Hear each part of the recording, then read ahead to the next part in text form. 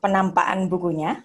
Ya, jadi warnanya merah. Kenapa saya pilih warna merah? Ini melambangkan darah. Karena buku ini bicara tentang darah. Buku ini bicara tentang kematian. Buku ini bicara tentang kehidupan. Jadi sengaja dipilih warna merah. Jadi itu filosofinya. Untuk kesempatan ini, saya hanya akan bicara mengenai bab 1. Tetapi bab 1 ini saja saya pikir saya perlu waktu 2 jam, Pak Joni. Nanti kalau ingin membicarakan bab-bab lain, boleh undang saya lagi, Pak Joni. Siap, Bu Rita. Jadi untuk siang ini, sore ini, saya mengkhususkan untuk bicara mengenai bab 1 Injil Salib. Dan ini adalah bagian yang terpenting supaya kita memahami makna kenapa Tuhan itu harus lahir ke bumi. Dan ini menjadi satu doktrin keselamatan bagi kita yang saya rasa semua juga sudah tahu, tetapi kita sekarang belajar bersama-sama untuk lebih mendalaminya. Ya, saya percaya semua dari kita sudah belajar teologi, kita sudah mengikuti sekolah minggu, kita sudah mengikuti pelajaran-pelajaran Alkitab, ya. Dan saya harap apa yang kita pelajari sore ini akan memberikan satu tambahan wawasan yang lebih dalam. Judul buku ini adalah Injil Salib, Besorat Hatselaf, Proto-Evangelium dan Penggenapan Janji, Eksegesis Peshat Naskah Ibrani. Ya. Dari judulnya Anda sudah dapat membayangkan bahwa buku ini, ya, buku setebal ini, itu cuma bicara tentang penggenapan satu ayat.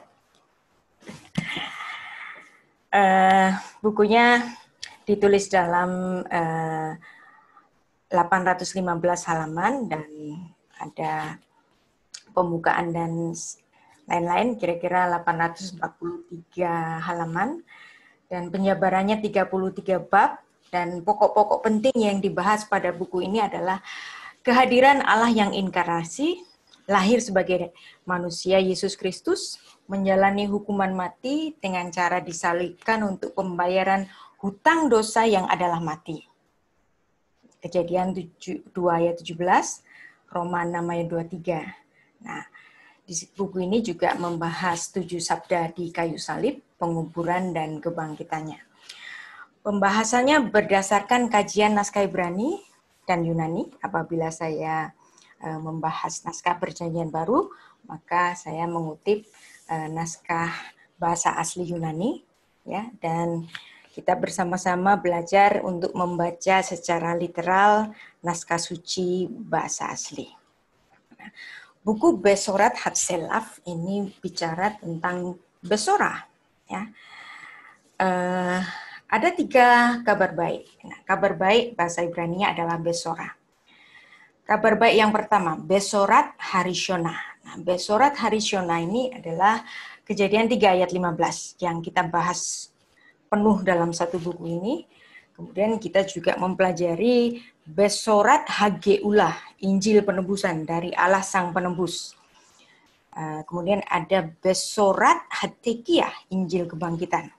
Nah, dalam Yohanes 19 ayat 30 itu ada perkataan Tuhan Yesus yang sangat monumental sekali, yaitu perkataan tetelestai. Kita tahu semua kata tetelestai apa artinya sudah selesai. Tapi kalau kata tetelestai ini dipahami dalam bahasa Ibrani, itu maknanya jauh lebih dalam dari sekedar makna sudah selesai. Karena kata nislam, ya, tetelestai itu adalah mengutip perkataan Tuhan Yesus dalam bahasa Ibrani, ya, atau Aramaik, ya, sama-sama menggunakan kata yang dari asal shalom, ya, shalom.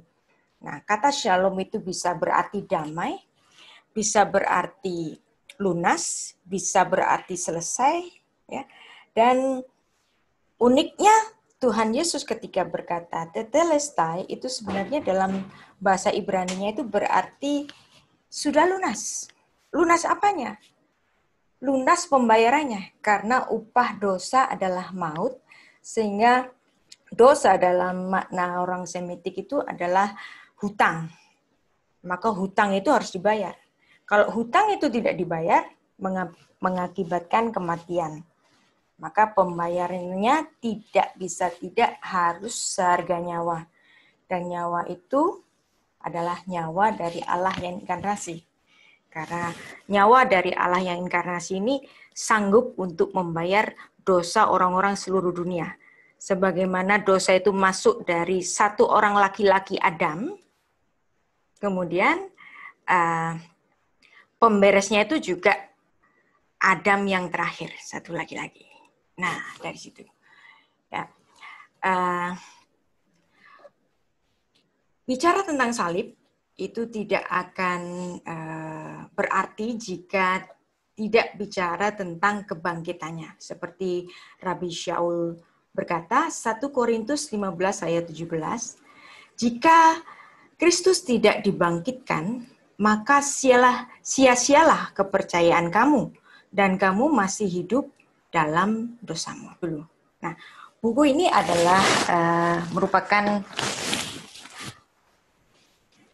sambungan dari buku saya yang pertama, ya. Buku saya yang pertama judulnya Bereshit, Parashat Bereshit, ya, pada mulanya Kejadian 1 ayat 1, 6 sampai 8, ya. Nah, di sini itu ada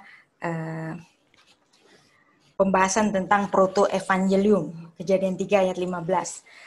Seharusnya setelah saya menulis Parashat Bereshit, saya harus melanjutkannya dengan Parashat Noah, bukan? Tetapi saya harus bicara mengenai khusus Kejadian 3 ayat 15 yang dibahas dalam Parashat Bereshit ini. Jadi setelah buku ini nanti baru saya akan melanjutkan dengan Parashat Noah dan seterusnya, ya. Nanti ada 12 judul yang akan menyusul. Dan pemahaman ini dibahas melalui sistem eksegesis Yahudi yang paling dasar, yaitu eksegesis Peshat. Nah, Peshat di sini membaca Alkitab secara literal. Nah, kenapa kita penting membaca Alkitab secara literal dahulu? Ya, pasti kita juga akan menimbang konteks, menimbang simbol-simbol dan lain-lain. Tetapi bagaimanapun, sebelum kita menafsirkan ayat, ya, kita harus membacanya secara literal lebih dahulu, karena ayat Alkitab tidak akan meninggalkan ranah pesyatnya. Nah, ini adalah sistem dari eksegesis orang Yahudi yang menyatakan en mikra yotse mide pesyoto. Ayat Alkitab tidak akan pernah meninggalkan ranah pesyatnya atau ranah literalnya. Maka ketika membaca Alkitab, kita harus membaca ayat secara literal lebih dahulu, kemudian kita memaknainya naik satu step dengan makna lambang-lambang, kemudian makna midras, ya. Ini adalah tahap hermeneutika baru nanti ke sod. Ya. Demikian juga Ibnu Ezra itu juga menyatakan rakhu gemashiu alken lo notsienu midei pesyoto. Sama, ya. Biarkan ayat itu terjaga tetap pengertiannya. Oleh karena itu kita tidak akan mencabut ayat itu dari makna pesyatnya. Jadi makna literal dari ayat itu tidak akan pernah dicabut, walaupun nanti kita akan mengartikan ayat itu secara remes atau lambang-lambangnya, ya. Dan buku ini bicara mengenai Kejadian 3 ayat 15 yang dibahas pada buku saya yang pertama bab 19, ya. Bab 19 itu membahas proto-evangelium. Nah, proto-evangelium ini kemudian dibahas lebih dalam lagi di buku saya yang kedua, yaitu buku Injil Salib. Nah, buku saya yang pertama bicara mengenai genealogi langit dan bumi, ya, yang dimana di situ terdapat juga mengenai genealogi monoteisme. Lalu kemudian genealogi manusia. Kenapa disebut genealogi monoteisme? Karena Kejadian 1 ayat 1 itu memberikan dasar bagi kepercayaan monoteisme, Allah yang esa.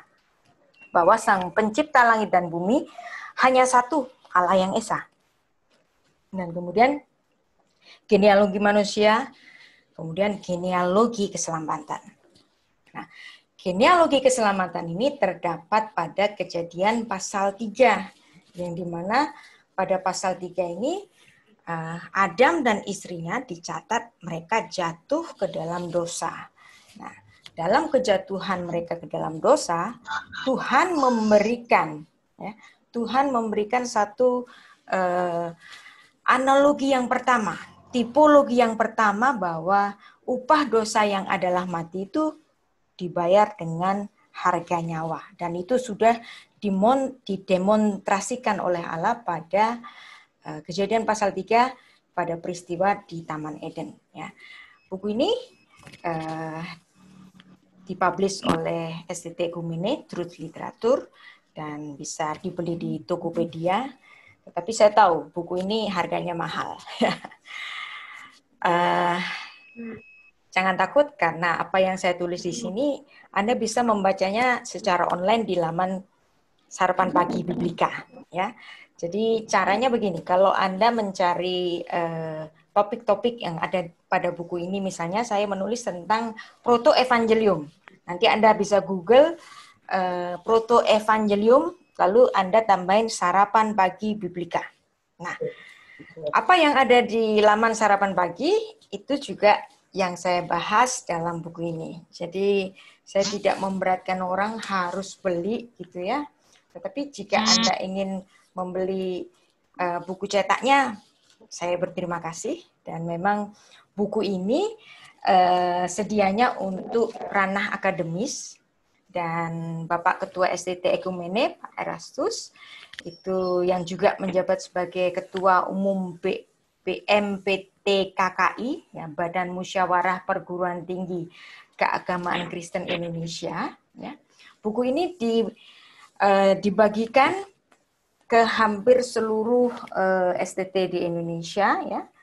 Mungkin ada 250 dan sudah ada 190 yang sudah confirm untuk dikirimi buku ini, dan masing-masing sekolah tinggi teologi ini akan mendapatkan mungkin 2 atau 3 buku. Jadi memang buku ini sedianya untuk ranah akademis, ya.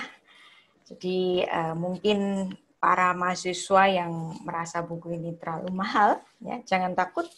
Apa yang saya bahas di sini juga ada ditulis di Sarapan Pagi Biblika, ya. Dan juga bisa dibeli di toko-toko online, ya.